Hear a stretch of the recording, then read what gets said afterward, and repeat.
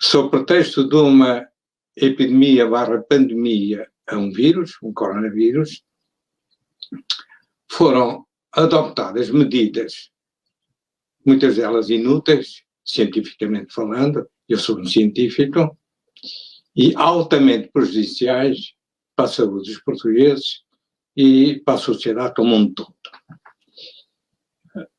Recordo que a saúde é um bem-estar físico, psíquico, social, para não abordar também já a questão ambiental e cultural.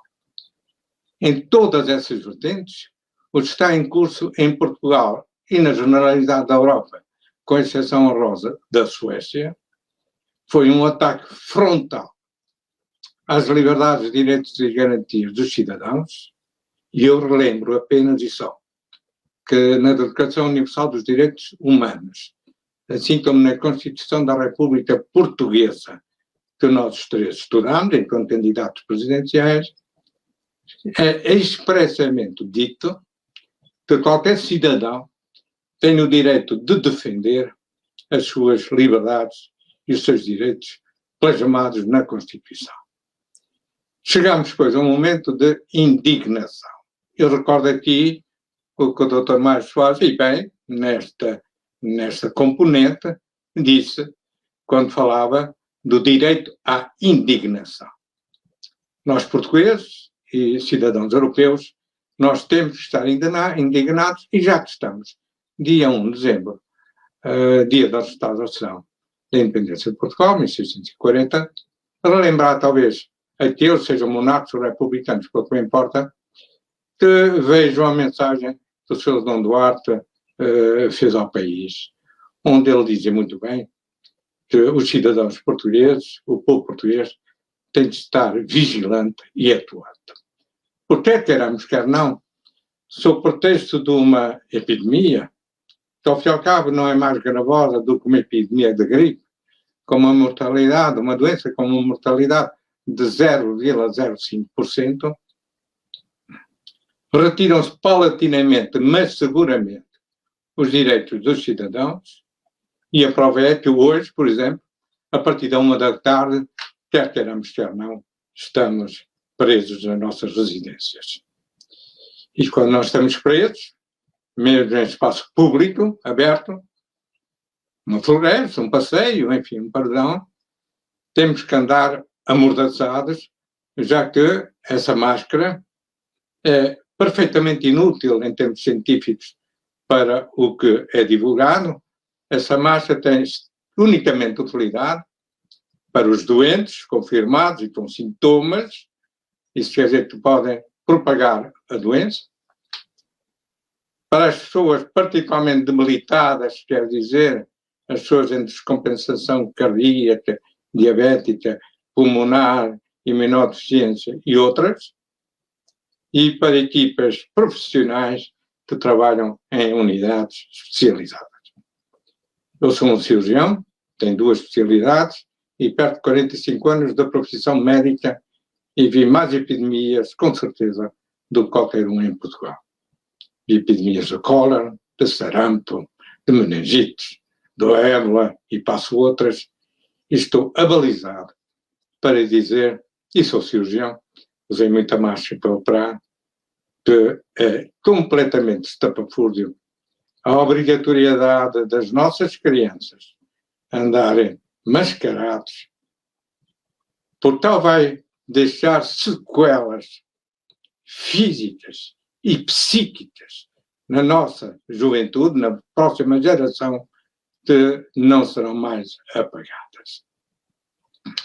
Estamos hoje perante uma epidemia que, pelos vistos, a solução será a próxima vacina. Desculpem-me. Essa vacina só foi propagandeada até hoje pelas empresas farmacêuticas que as produziram. Nós sabemos, eu sei, enquanto médico, que todos os preceitos da produção de uma vacina eficaz não foram respeitados e até hoje os resultados anunciados não foram confirmados em nenhuma publicação científica credível e por isso não foram abalizados pelo corpo científico global. Dizia o Dom Duarte, bem, que é preciso que o povo português seja vigilante e atuante. E a cidadania é isso. Eu, há quase 11 anos, concorri às eleições presidenciais, porque entendi que já na altura era preciso, e foi o lema da minha campanha, recomeçar Portugal.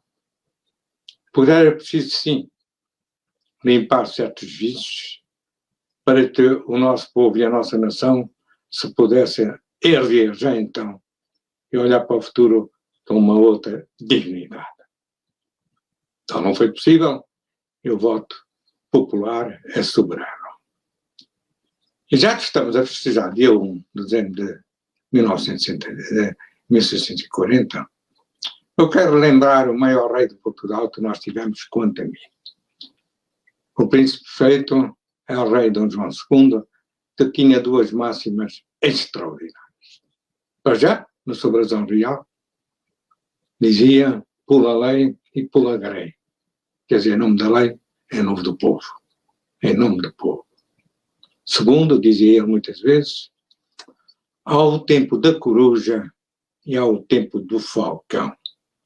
Isso quer dizer, há o tempo da observação e da reflexão e há o tempo da intervenção. E volta à cidadania. Os cidadãos vão ter de se levantar pela Europa toda, porque infelizmente não lhes está a ser dada outra possibilidade de intervenção cívica. Com muita pena o digo e constato que, na maioria dos países europeus, embora tais manifestações sejam silenciadas em toda a comunicação social, múltiplas manifestações têm ocorrido desde a Inglaterra à França, à Eslováquia, à Polónia, à Itália, à Dinamarca, na Alemanha, em Espanha. Os povos estão, e com razão, a interpelar-se sobre o que lhes está a ser exigido. E se o que lhes está a ser exigido é compreensível. Não, não é compreensível. Não é compreensível. Enquanto cidadão, enquanto ex-candidato presidencial, enquanto ex-deputado, porque fui durante 11 dias ter-me demitido e não aceito nenhum lugar de compensação, como é hábito no nosso país. E enquanto ex-candidato à presidência da República, já agora enquanto detentor da medalha de ouro dos direitos humanos da Assembleia da República e muitas outras coisas, eu quero apelar a todos aqueles que no nosso país se pugnam por lutarem pela liberdade, igualdade e fraternidade e que trabalham com força, beleza e harmonia. Nada me está mais a chocar do que o unanimismo vigente. É assustador.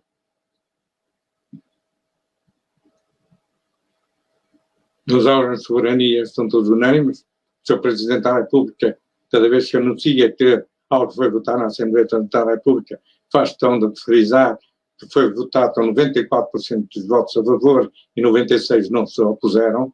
É assustador. Como órgão de soberania, a Assembleia da República tem de defender os interesses da nação e do povo português. Compreendes pelo que o Dr. Paulo Moraes já afirmou com as comissões parlamentares, porque é que eu não fui eleito Presidente da Assembleia da República, e percebe-se também porque é que a votação está sendo garantida.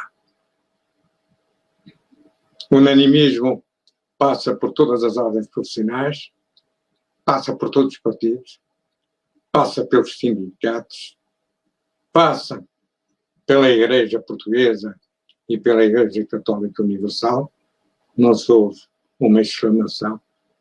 E quando há um tal unanimismo, é porque algo está profundamente errado e algo está profundamente mal. Isso quer dizer que deixamos de ser pessoas livres. E a liberdade não tem preço. A liberdade de consciência não tem preço. A liberdade de movimentação não tem preço. Fala-se já do que vai ser o nosso Natal e o nosso final do ano. Sabemos o drama tremendo que está a existir nos nossos lares. Falo por conhecimento próprio, porque tenho um familiar nessas circunstâncias que só eu apenas, enquanto médico, o posso ir visitar.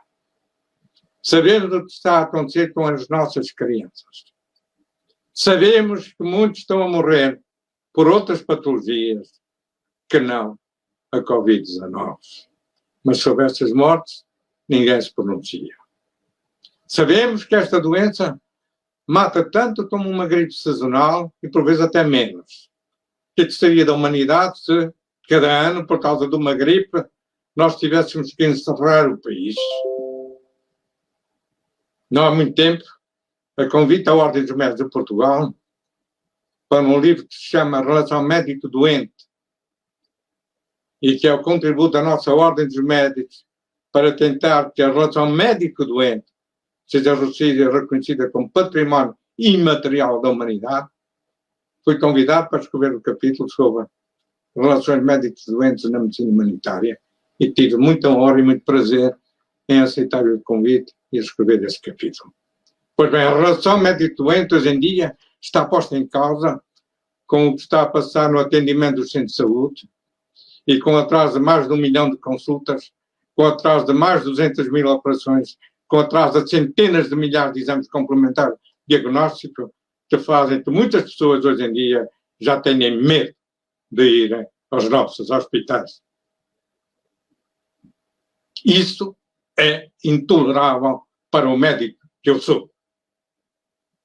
Quando me formei enquanto médico em Bruxelas, há quase 45 anos, eu fiz um juramento. Eu jurei pôr a minha vida ao serviço da humanidade, o que penso que tenho feito, e ao serviço dos meus doentes, o que penso que eu tenho feito. E é sobre isso que eu quero aqui pronunciar. Nós estamos num plano inclinado, descendente, escorregadio, que põe em causa a nossa democracia, e não só a nossa, as democracias naquela Europa que nós pensávamos ainda ser democrática. Enquanto cidadão livre e enquanto expressão da cidadania portuguesa, eu não aceito isso. A cidadania interventiva, ativa, interpelativa, atuante, é a única garante, não só do desenvolvimento do país, mas da afirmação da sua democracia. Quem esquece isso é porque já se esqueceu do que é a sociedade humana. A sociedade humana tem que encontrar um equilíbrio perfeito entre o Estado, entre as forças do mercado e a força cidadã. E é a cidadania que talvez representará ainda, se for a tempo, a última muralha contra o apocalipse que está em curso. Porque o que está em curso não é uma epidemia viral. O que está em curso é uma mudança civilizacional tremenda, que pode vir a resultar com essa dita vacina, que de vacina, diz-se é bom de verdade, pouco tem e pouco se sabe. O sabe que ela é composta por fragmentos de RNA que podem ser integrados por uma enzima que todos temos nas nossas células, no nosso ADN, e que tal pode levantar muitas dúvidas. Não sou eu que afirmo, são as autoridades mais avalizadas do mundo da infecciologia, da epidemiologia e da medicina molecular, que ousam expressar-se, que não estão presos em conflitos de interesse insanáveis, como aqueles que o Dr. Paulo Moraes citou. Eu vim para Portugal no pós-25 de Abril, porque tinha havido um 25 de Abril. Senão teria continuado a viver em Bruxelas, onde estava há 20 anos. Eu tinha a minha carreira feita e a minha família constituída. Eu vim para Portugal porque houve um Salgueiro Maia.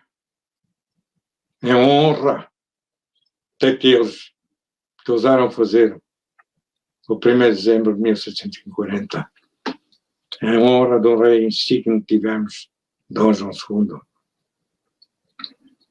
em honra de um Salgueiro Maia. Nós temos de demonstrar que qualquer governo, seja ele qual for, de que partido for, de que cor for, ele tem que governar em prol dos cidadãos que pretende governar. É isso, gerir a rede pública. Por todos eles, sejam militares, polícias, políticos, científicos, que nunca se esqueçam que quando acordam são meros cidadãos e que morrerão enquanto meros cidadãos. E morrer milhares de pessoas, sei que todos eles vão morrer, e que eles nunca se esqueçam que têm pais que possivelmente podem estar nesses lares a serem abandonados e a morrerem de solidão e de tristeza, que têm familiares, que têm filhos, que a partir de 6 anos têm que ir com uma marcha que não lhes serve para nada, que já incutida a ideia que eles não podem estar com os seus avós porque podem matá-los. Tal é inaceitável. Pagarei o preço que tiver que pagar pelo que afirmo. Como paguei o preço que paguei ao longo dos últimos 10 anos por ter ousado erguer-me e ter sido candidato à presidência da República como cidadão independente e ter tido a votação que tive. Silenciado e ostracizado desde então, eu reafirmo as minhas convicções inabaláveis, inegociáveis, indeclináveis, de ser humano que nasceu para andar de pé e para não rastejar nem andar de joelhos. Porque ao fim e ao cabo é isso que está a ser colocado a todos nós.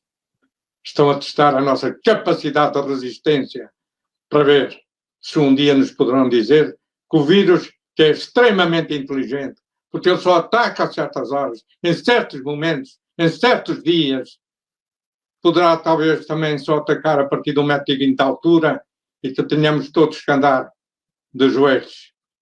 Então veremos vender joelheiras, cotoveleiras e luvas para andarmos melhor. Como é que se compreende? Mas também, lá dizia Dom João II, volto sempre ao mesmo. Fraca governação torna fraca forte gente. O povo português é um povo extraordinário, que não pode se deixar domesticar dessa maneira. Como é que se compreende que as pessoas andam amordaçadas sozinhas dentro do seu carro? Como é que se compreende que os casais andam amordaçados dentro do seu carro? Mas eles vivem amordaçados também dentro das suas casas e dormem amordaçados? E isto chegou a um extremo que há que dizer basta. Basta. Em nome de um povo que é o meu, em nome de um país que é o meu, em nome de uma Europa que é a minha, em nome de uma humanidade que é a minha e na qual quero continuar a viver. Eu, os meus filhos, a minha neta. E por isso me baterei e por isso pagarei, se eu tiver que pagar. Há sempre um preço a pagar pela liberdade, mas ela é inegociável. Eu repito, a Declaração Universal dos Direitos Humanos dá-nos o direito de recusar qualquer agressão física que nos queiram fazer. Essa injeção é uma agressão física que não venham cá com a história da obrigatoriedade ou da obrigatoriedade encapotada, que para poder entrar em farmácias, supermercados, institutos públicos e outros tais, que é preciso ter a vacina. Impossível. Impossível. Ouviram bem? Impossível. Muito obrigado. Muito obrigado, professor Fernando Nobre. Ouvimos aqui 3 testemunhos de 3 cidadãos, 3 ex-candidatos presidenciais, enfim, autorizadíssimos. Eu destaco das palavras do Dr. Fernando Nobre agora mesmo este apelo contra o unanimismo e pela mobilização da cidadania, porque uma democracia faz, antes de se fazer de eleitos, faz-se de cidadãos. Henrique Neto expôs muitíssimo bem o desafio do desenvolvimento económico e social de Portugal depois de 20 anos de estagnação económica e o papel que a política tem de desempenhar para vencer esse desafio, e o professor Paulo Moraes expôs de forma claríssima o bloqueio político, a captura do Estado pela corrupção e pelos grandes interesses, e também os efeitos que essa captura e esta conjuntura pandémica têm sobre a eleição presidencial que está marcada para janeiro próximo. Numa sociedade democrática, as eleições presidenciais são o momento em que os cidadãos dialogam uns com os outros e consigo próprios e, portanto, é fundamental que as eleições se possam fazer em condições de abertura, de participação e de mobilização. As eleições presidenciais de há 5 anos, em 2016, tiveram uma abstenção recorde de 51%, mais de 51%. Foi a segunda abstenção mais elevada em eleições presidenciais e foi a abstenção recorde em eleições presidenciais onde não havia um presidente recandidato. E o que se avizinha para as próximas eleições é uma abstenção ainda maior e, portanto, eleições onde mais de metade dos cidadãos ficam de fora do processo eleitoral.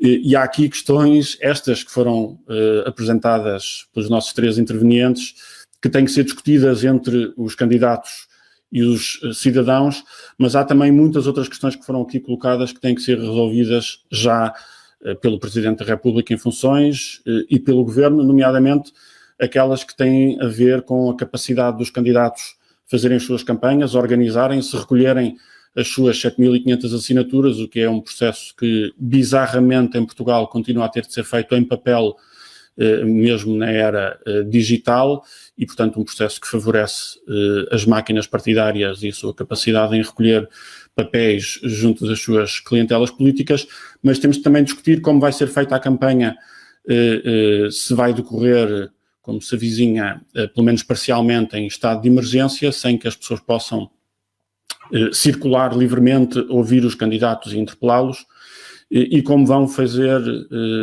a organização das eleições propriamente ditas num momento em que as pessoas estão impedidas de sair de casa aos fins de semana. Há questões que são urgentes para discutirmos sobre a mecânica do próprio processo eleitoral e sem elas não conseguiremos discutir as questões cruciais do estado da nossa democracia que deviam estar a ser centrais no debate eleitoral que está, na verdade, suspenso e adiado nesta democracia, para usar o termo do professor Paulo Moraes, nesta democracia confinada. Nós, os 4 que aqui estamos e os outros cidadãos que nos apoiaram a organizar esta iniciativa e a fazer esta reflexão, vamos seguramente continuar atentos a esta questão e interventivos para garantir, tanto quanto possível, uma eleição presidencial livre, participada e mobilizadora, e contamos com o apoio e agradecemos o apoio de todos os que nos estiveram a ver, que comentaram e que partilham destas inquietações, porque este é de facto, como disse o professor Fernando Nobre, o tempo para a mobilização dos cidadãos. Obrigado a todos por terem participado e até à próxima. Muito obrigado. Obrigado, boa tarde. Um abraço.